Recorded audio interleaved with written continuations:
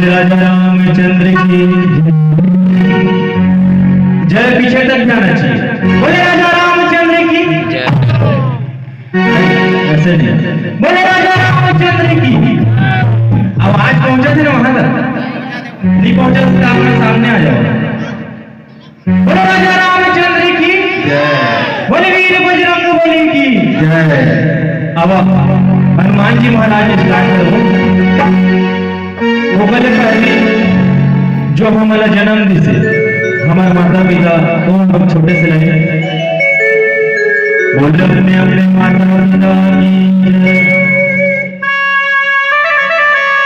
9 महीना ले कोक मरखे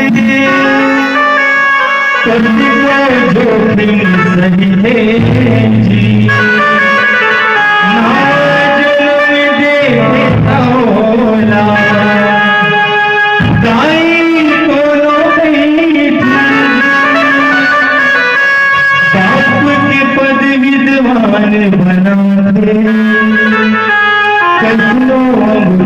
छापला सुखमा दुखमा